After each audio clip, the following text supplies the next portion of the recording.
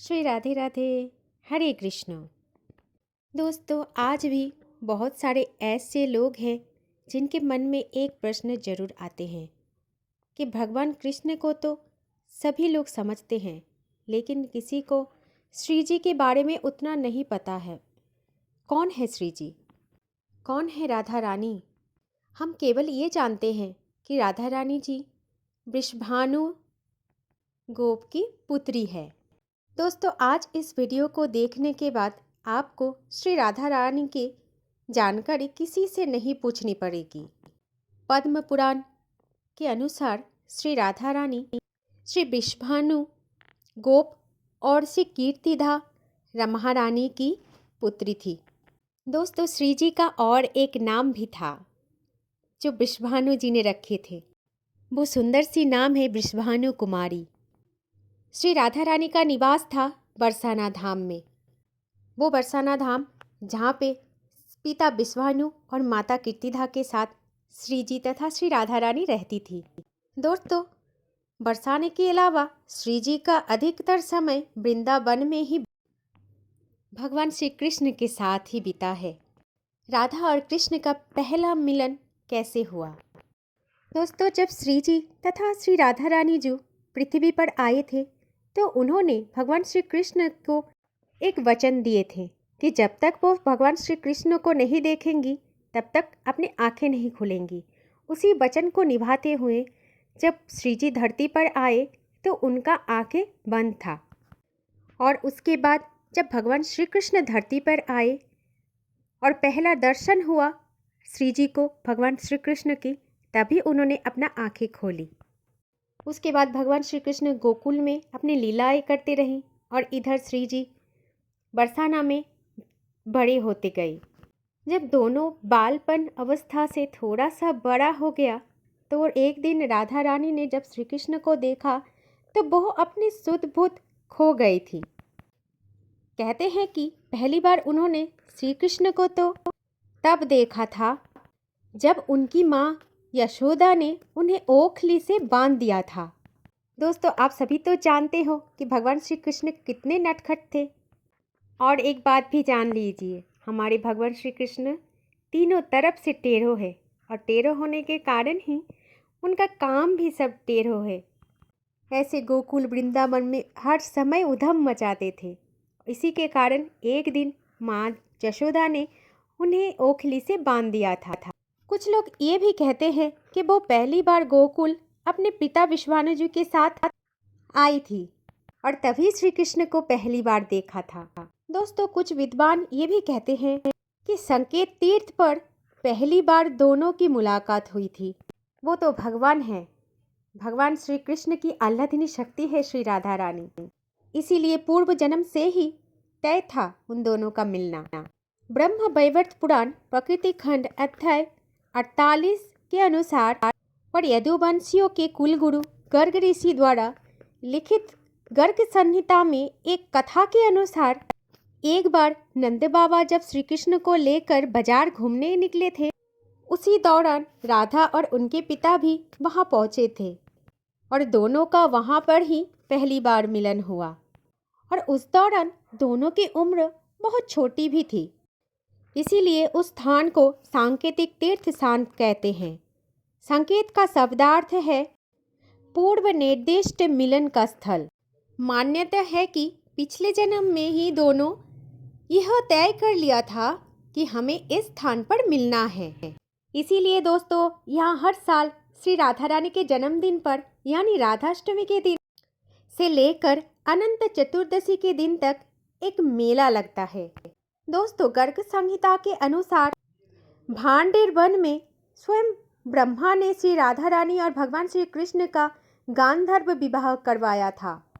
भगवान श्री कृष्ण के पिता उन्हें अक्सर पास ही भांडेर ग्राम, एक ग्राम जिसका नाम भांडेर ग्राम था, वहां पर ले जाया करते थे और वहां पर भी उनकी मुलाकात श्री राधा रानी से भी होती थी। एक बार कुछ ऐसा हो गया कि जब भगवान श्री कृष्ण अपने पिता के साथ भांडेर वन में गए थे तो अचानक तेज रोशनी चमकी और मौसम पूरा बिगड़ने लगा था और कुछ ही समय में आसपास सिर्फ और सिर्फ अंधेरा छा गया था और इसी अंधेरे में एक पारलौकिक शख्सियत का अनुभव भी हुआ। वो राधा रानी के अलावा और कोई नहीं था।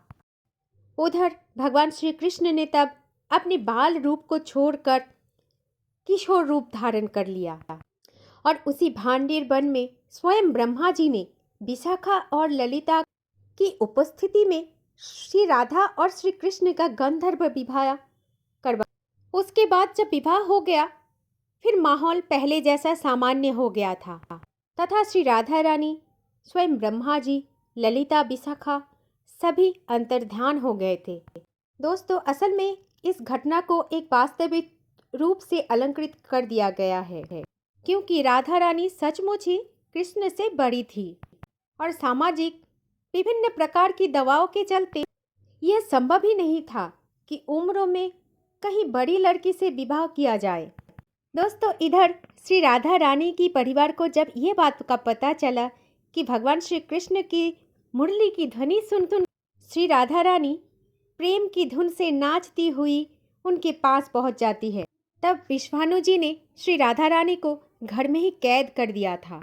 तब भगवान श्री कृष्ण ने अपने साथियों के सहित एक दिन उन्हें रात में कैद से मुक्त करवाया। उद्धव और बलराम सहित अन्य सखियों के साथ रात भर नृत्य किया। दोस्तों, ये रात थी पूर्णिमा की रात, जब महारास हुआ था। बाद में श्री राधा रानी की माँ ने जब देखा कक्ष में, तो श्री जी वहीं पर ही सोते हुए मिली थी। ये भी कहा जाता है कि उस समय भगवान श्री कृष्ण को दो ही चीजें सबसे ज्यादा प्रिय थी, बांसुरी और राधा। भगवान श्री कृष्ण के जीवन से हमें कुछ सीख मिलते हैं। भगवान श्री कृष्ण की बांसुरी की धुन सुनकर राधा रानी के जैसे प्राण निकल जाते थे। कई जन्मों की स्मृतियों की याद उनको आती थी। वैसे दोस्तों, राधा जन्म लेने से पहले उनको श्राप मिला था कि 100 वर्ष तक वो भगवान श्री कृष्ण को भूली रहेगी, लेकिन बांसुरी की धुन उन्हें बस ये याद दिलाती कि ये धुन उन्होंने पहले भी कभी सुना है और सिर्फ इसी धुन की वजह से वो भगवान श्री कृष्ण की तरफ खींची चली जाती थी। ऐसे में ही एक दिन भगवान श्री कृष्ण ने अपनी माँ यशोदा से कहा कि मैया, मैं श्री जी से विवाह करना चाहता हूँ। कान्हा की इस बात को सुनकर यशोदा मैया ने कहा कि पुत्र, राधा तुम्हारे लिए ठीक लड़की नहीं है। पहली बात तो यह है कि वो तुमसे 5 साल की बड़ी है और दूसरी बात यह है कि उसकी विवाह रायन से सूचित हो चुकी है, जो अभी कंस की सेना के साथ जुड़े हुए हैं। जब भी रायन वापस आएगा तब राधा से उसका विवाह हो जाएगा। लेकिन जब भगवान श्री कृष्ण ने माँ यशोदा और नंद बाबा की बात नहीं माने और फिर गर्ग ऋषि ने भगवान को समझाया, तो भगवान ने समझ गया, क्योंकि भगवान को पता था कि उनका जन्म लेने का क्या उद्देश्य है। भगवान जानते थे कि कृष्ण अवतार उनको धर्म के हर एक युद्ध को लड़कर धर्म को जिताने के लिए ही हुआ है। कहते हैं, जब जब संसार को संकट में देखते हैं तभी भगवान श्री कृष्ण को एक एक नया जन्म लेना पड़ता है। वो तो सच्चिदानंद रूप है, उन्हें सब कुछ पता है। और उसके बाद जब भगवान श्री कृष्ण 11 वर्ष के हुए तब उन्हें श्री राधा रानी को छोड़कर जाना पड़ा। दोस्तों, भगवान श्री कृष्ण के पास एक मुरली थी। वही मुरली जब वो मथुरा जाने वाले थे तब श्री राधा रानी के पास छोड़ दिया था और तब से श्री राधा रानी ने उस मुरली को संभाल कर रखी थी। दोस्तों, ये भी सुना जाता है कि जब से भगवान श्री राधा रानी से बिछड़े थे तब से उन्होंने मुरली नहीं बजाया है। जब भी श्री राधा रानी जी को भगवान श्री कृष्ण की याद आती थी तो वो उस मुरली को बजा लेते थे।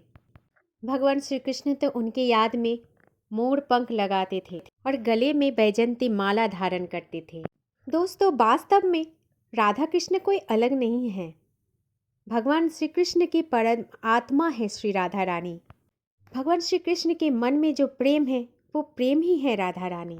दोस्तों, भगवान श्री कृष्ण को तब मोर पंख मिला था जब वो राधा रानी के साथ उनकी उपवन में नृत्य कर रहे थे और एक मोर का पंख नीचे गिर गया था, तो उन्होंने उसे उठाकर श्री कृष्ण के मुकुट में बांध दिया था और वैजयंती माला भगवान इसलिए धारण करते हैं कि जब भी श्री राधा रानी के साथ रास करते थे तो रास करने से पहले भगवान श्री कृष्ण को श्री जी एक वैजयंती की माला धारण करवाते थे। भगवान श्री कृष्ण का जन्म हुआ था गोकुल में, फिर नंदगांव में रहे थे, फिर वृंदावन बनाया था। राधा और कृष्ण मिलकर उसी वृंदावन में रहते थे और उसी वृंदावन में भी श्री जी का परिवार रहने के लिए आ गए थे। दोस्तों, अगर आप विष्णु पुराण को पढ़ेंगे तो उन पर आपको श्री राधा रानी और भगवान कृष्ण की लीलाओं को वर्णन मिलेगा। वहाँ पे वर्णन है कि यहीं पर वृंदावन में यमुना की नदी में एक घाट थी और यही घाट पर ही भगवान श्री कृष्ण और श्री राधा रानी जी स्नान करते थे, इसीलिए उस घाट का नाम है युगल घाट।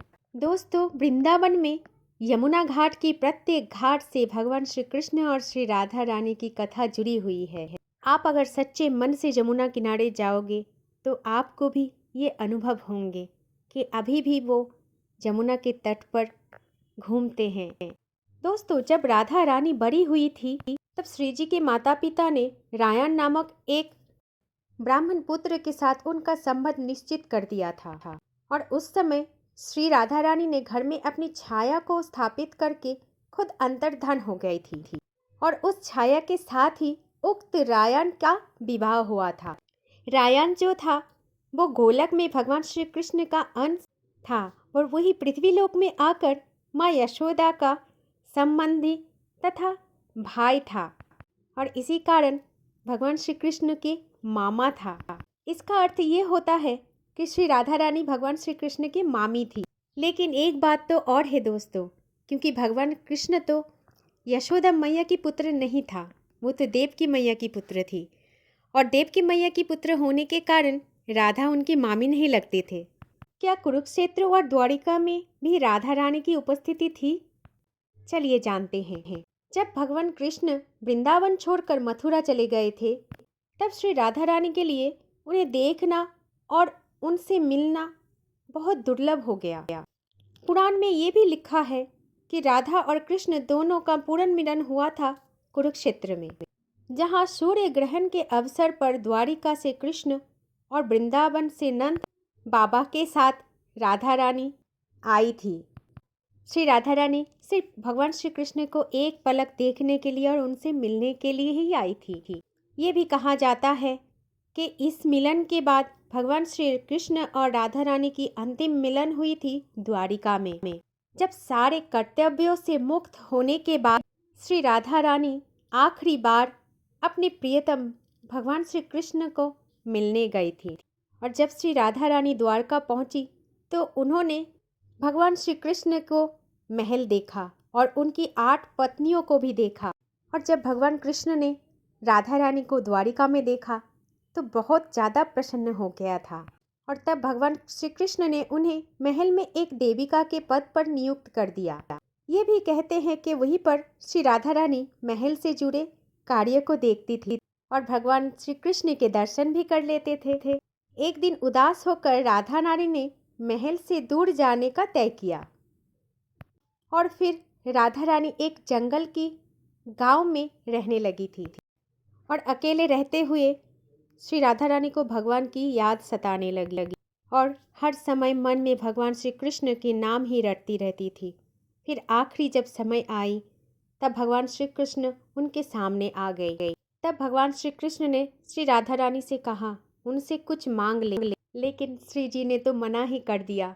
तब भगवान श्री कृष्ण ने उन्हें दोबारा अनुरोध किया और दोबारा अनुरोध करने पर श्री जी ने बोला कि राधा रानी की एक अंतिम इच्छा है कि आखिरी बार उन्हें बांसुरी बजाते हुए देखना और सुनना चाहती हैं। और फिर भगवान श्री कृष्ण ने अपनी बांसुरी लिया और बेहद सुरीली धुन में बजाने लगे। भगवान श्री कृष्ण ने दिन रात बांसुरी बजाई और उसी बांसुरी की धुन को सुनते सुनते श्री राधा रानी ने अपने शरीर को त्याग दिया। दोस्तों, स्वयं भगवान पृथ्वी में आकर अपने जीवन में इतने दुख और कष्टों से लड़कर हमें ये सीख देते हैं कि हमें भी कभी अपने दुखों से, अपने परेशानियों से कमज़ोर नहीं होना चाहिए, क्योंकि प्रकृति हमसे ये सिखाते हैं कि हम परिस्थितियों से कैसे लड़ें, कैसे हम परिस्थितियों का सामना करें जब स्वयं भगवान ने इतना सब कुछ सहा है। हमारी दुख तो उनके आगे कुछ भी नहीं है। कभी सोच के देखना।